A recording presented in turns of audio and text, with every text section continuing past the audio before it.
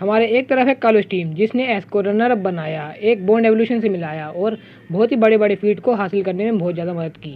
ये टीम काफ़ी ज़्यादा स्ट्रॉन्ग टीम थी, लेकिन इस टीम में एक बहुत बड़ी प्रॉब्लम है कि इनकी टाइपिंग बहुत कम है, यानी कि ज़्यादातर पोकेमोन इनके ड्रैगन या फ्लाइंग टाइप ही होंगे, जिनकी वीकनेस एक आइस टाइप मूव हो सकता है। यानी कि कोई भी पोकेमोन आइस टाइप मूव सीखता है तो इसकी कालोस टीम को बहुत बुरी तरीके से डैमेज पहुंचा सकता है। और यहीं पर सिनो की बात की जाए तो सिनो की टीम एकदम परफेक्ट टीम मानी जा सकती है, क्योंकि एक वेल बैलेंस टीम है जिसने एक दूसरे को काउंटर करने वाले मूव सीख रखे थे। तो आज की हम इस बैटल में देखेंगे कि एस अगर बैटल करता है दूसरे एस से जो अलग अलग रीजन के हैं। ये एक मल्टीवर्स टाइप बैटल होगी और ये इस सीरीज का पहला पार्ट नहीं है, इससे पहले ही मैंने कई पार्ट बना रखे हैं जो आप देख सकते हैं, डिस्क्रिप्शन में होगी उसकी प्लेलिस्ट। अगर आपको ये वीडियो अच्छी लगती है तो उस वीडियो को जरूर देखें।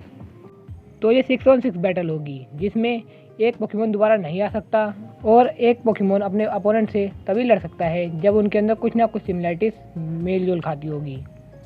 रूल काफ़ी सिंपल है, एक पोकेमोन अगर बैटल एक्सपीरियंस और मूव सेट में उसको हरा पाता है तो फिर वो पावरफुल है, वरना ये मैच ड्रॉ हो सकता है, क्योंकि एक भी चीज़ अगर उसमें से कम होती है तो दूसरे वाले अपोनेंट के इक्वल चांस बन जाते हैं जीतने की। तो पहले बात करते हैं स्टारएप्टर की। ये अपनी पूरी जर्नी में 9 पोकेमोन से डिफीट हुआ है और 7 पोकेमोन को डिफीट किया है। और वहीं पर टैरनफ्लेम जो 9 पोकेमोन को हराया है, 9 पोकेमोन से डिफीट हुआ है और एक पोकेमोन का ड्रॉ भी किया है। तो ज़्यादा पोकेमोन को हराने का एक्सपीरियंस टैरनफ्लेम के पास है, जिससे वो यहाँ पर 1 पॉइंट हासिल कर लेता है।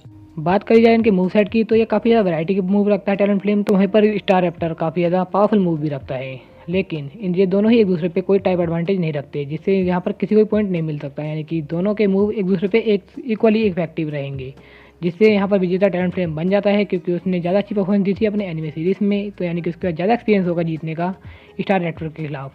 तो नेक्स्ट मैच होता है हाउलूचा वर्सेस ब्रीजिल के बीच में, क्योंकि ये दोनों का ही एटीट्यूड एक अलग लेवल पे था और दोनों ही पोकेमोन फाइटिंग के लिए बहुत ज़्यादा उतावले रहते हैं। तो बात की जाए बैटल एक्सपीरियंस की तो फिर ब्रीजिल ने हराए हैं 5 पोकेमोन को और 7 पोकेमोन से हारा है और एक ड्रॉ किया है। वहीं पर हाउलूचा जिसने 9 पोकेमोन को हराया है और 9 पोकेमोन से हारा है अपनी पूरी जर्नी में, जिससे यहाँ पर हाउलूचा के पास ज़्यादा अच्छा एक्सपीरियंस हैगा जीतने का। लेकिन इनके मूव सेट कुछ और कहते हैं, जहाँ पर हाउलूचा कराटे चॉप और एक्सीजर जैसे मूव जानता है, वहीं पर ब्रीजिल एक आइस टाइप मूव जानता है जो हाउलूचा पे सुपर इफेक्टिव रहेगा। कि ब्रीजिल चाहे तो उसको हरा सकता है अपने मूव से, लेकिन हाउलूचा चाहे तो उसे डॉज करके उसे डिफीट कर सकता है अपने बैटल एक्सपीरियंस से। तो यहाँ पर ये मैच ड्रॉ हो जाता है, यानी कि हमें नहीं पता कि इन दोनों की बैटल होती है तो ऐसी कौन सी स्ट्रेटेजी होगी जो उसे जीत दिला सकती है। तो इस मैच का विनर हमें नहीं पता कि कौन होगा।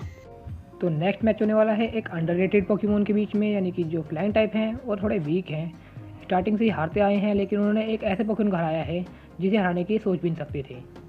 मैं यहाँ बात कर रहा हूँ ग्लाइसगोर वर्सेस नोइवन की, क्योंकि ये दोनों ही Pokemon over powered underrated Pokemon रह चुके हैं एक टाइम पर। क्योंकि जहाँ पर ग्लाइसगोर ने एक ड्रेपियन को हराया है जो काफ़ी ज़्यादा स्ट्रॉन्ग था और आपको पता होगा कि उसने एनिमे में क्या परफॉर्मेंस दी थी। और वहीं पर नोइवन जिसने सेलेमेंस को हराया है जो सोयर का था, वो भी काफ़ी स्ट्रॉन्ग था। मानस को हराया नहीं लेकिन उसे हारा भी नहीं, एकदम मैच ड्रॉ था। और मैच ड्रॉ को बैटल रिकॉर्ड में नहीं रखते लेकिन विंस में रख सकते हैं, क्योंकि यहाँ पर उसने उसको डिफीट तो कर ही दिया था। तो बैटल एक्सपीरियंस की बात की जाए तो नोइवन ने 2 पोकेमोन को हराया है, एक पोकेमोन का ड्रॉ करा है और 3 पोकेमोन से हारा है। और वहीं पर ग्लाइसगोर 2 पोकेमोन को हराया है, एक के साथ ड्रॉ किया है और 6 बार हारा है, जिससे आपको ये पता लग गया होगा कि यहाँ पर नोइवन थोड़ा अच्छा परफॉर्मेंस दे सकता है उसके मुकाबले। लेकिन दोनों ने ही 2 पोकेमोन को हराया है और एक पावरफुल पोकेमोन के साथ ड्रॉ किया है। तो दोनों का ही बैटल एक्सपीरियंस इक्वल माना जाता है, क्योंकि दोनों ने ही 2 ही पोकेमोन को डिफीट किया है और एक के साथ ड्रॉ किया है। तो आपको क्या लगता है किसका बैटल एक्सपीरियंस ज़्यादा अच्छा है, यानी कि कौन ज़्यादा एक्सपीरियंस पोकेमोन है इन दोनों में। तो अब बात करते हैं मूव सेट की, यानी कि ये फैसला कर देगा विजेता कौन है। तो यहाँ पर बातें बदल जाती हैं, क्योंकि ग्लाइसगोर को एक ऐसा मूव आता है जो नोइवन पे सुपर इफेक्टिव है। नोइवन के पास काफ़ी अच्छे मूव हैं, एक सुपर सोनिक अटैक भी है जो काफ़ी काम आ सकता है ग्लाइसगोर पे, लेकिन उसका एक स्टोन है जिसे लग जाता है तो वहीं पर खेल खत्म हो जाएगा। तो इस बैटल का विनर ग्लाइसगोर होता है। तो अब बात करते हैं दोनों ही टैंक पोकेमोन की। ये काफ़ी ज़्यादा कमाल का मैच होगा, क्योंकि इसमें टोरटेरा जिसके बैटल एक्सपीरियंस थोड़ा ज़्यादा है गुड्रा के मुकाबले, और गुड्रा एक ऐसा मूव जानता है जो टोरटेरा पे सुपर इफेक्टिव है। इससे इन दोनों को ही इक्वल पॉइंट मिल जाते हैं, जिससे इन दोनों का ही रिकॉर्ड इक्वल रहेगा। यानी कि इसमें ही बताना बहुत मुश्किल हो जाएगा कि विजेता कौन है, क्योंकि बैटल एक्सपीरियंस टोरटेरा के पास काफ़ी ज़्यादा है। तो पोकेमोन कंपनी वाले चाहे तो फिर यहाँ पर गुड्रा को हरा सकते हैं टोरटेरा से, क्योंकि टोरटेरा काफ़ी पावरफुल पोकेमोन है, लेकिन उसके अपोनेंट थोड़े ज़्यादा पावरफुल आए थे उसके बाद से, जब से वो इवॉल्व हुआ था। तो यहाँ दोनों ही एस की परफॉर्मेंस काफ़ी अच्छी जा रही है, क्योंकि उन दोनों के ही पोकेमोन बहुत अच्छी परफॉर्मेंस देने में लगे हुए हैं। क्योंकि एक एस को पता है कि उसे अटैक कैसे करना है तो दूसरे एस को पता है कि उसे डिफेंस कैसे करना है, जिससे उसके दोनों ही पोकेमोन इक्वल पावरफुल बनते जा रहे हैं। लेकिन अभी भी कार्लोस पोकेमोन टैलेंटफ्लेम ने कार्लोस की टीम को जिता के रखा है। तो सिनो वाले एस को काफ़ी ज़्यादा ही अच्छा पोकेमोन चूज़ करना पड़ेगा अब कार्लोस वाले के आखिरी पोकेमोन के खिलाफ। तो दोनों के लास्ट पोकेमोन उनके एस पोकेमोन, एक है ग्रेनिंजा तो दूसरा है इन्फर्नेप। ये दोनों का ही मैच काफ़ी कमाल का जाएगा और ये मेन इवेंट होगा पोकेमोन बैटल का।